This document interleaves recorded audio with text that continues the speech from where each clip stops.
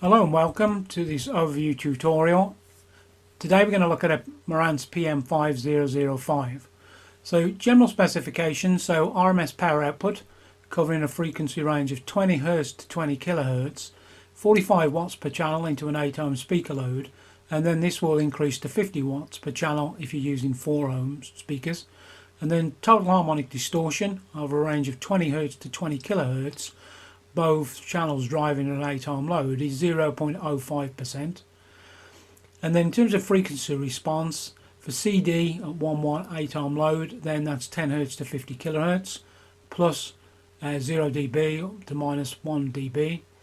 And then input sensitivity, because you can connect directly a turntable stroke phono connection for a moving magnet type, is 2.2 millivolts at 47 k ohms. And then for all of your inputs, which we refer to as your line inputs, they're 200 millivolts, and weight is 6.7 kilograms, and overall dimensions height-wise 105 by width 440, and then you have a depth of 370 millimeters. Now the PM5005 sold in good numbers, and when you look from the front of it, it's a good looking amplifier, sort of distinctive then with his blue LED indication, and supports a full remote control function. So what was the issue with this amplifier when it came into the workshop? Well, it's very common, and it relates to the loss of audio on one of the channels. But this one was slightly different, but the outcome was the same. So what I mean here was it was intermittent.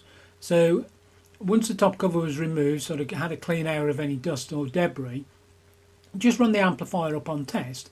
And then what you found was that if you took just the handle of a screwdriver and just give the volume control a slight tap, then the channel would quickly be restored. And then again, if you get in another tap, then it would disappear. So hence, it was either some dry joints on the main board for the volume control, or maybe there was an issue with the volume control itself. So dead easy to remove that board.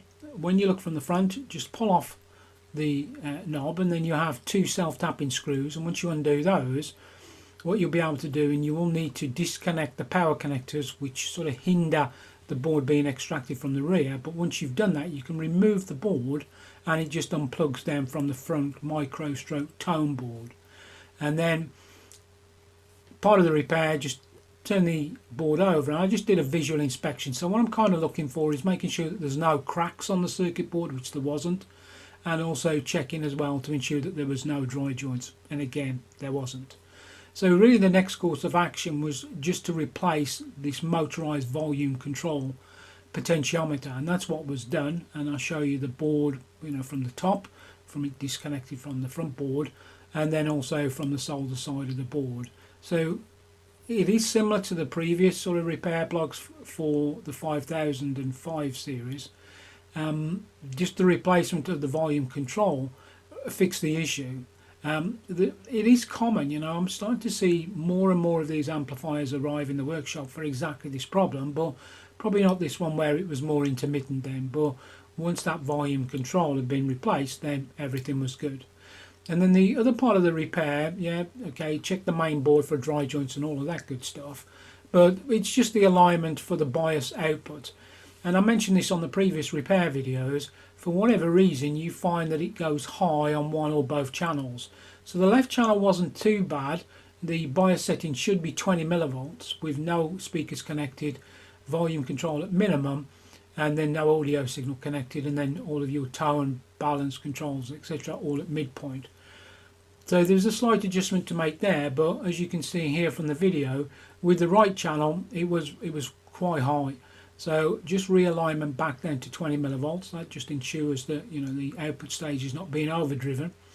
And then you'll also note on the board as well, you have 2 adjustments. So yes, you can set up the bias, but you can also do the DC offset adjustment as well. For this amplifier, it was checked, but there wasn't a need to do any adjustment. So here, just a volume control replacement, and then the bias realignment then, full functional test. And the amplifier then ran fault free and all was good. So a rather short repair tutorial. Sorry I can't make it a little bit longer. Hopefully we'll get a few more sort of more interesting or more exciting repairs coming in the next few weeks, but not at the moment. So I really appreciate you stopping by, so thanks very much for listening, and I wish you all the very, very best until the next time. Thanks a lot, cheers, and bye-bye.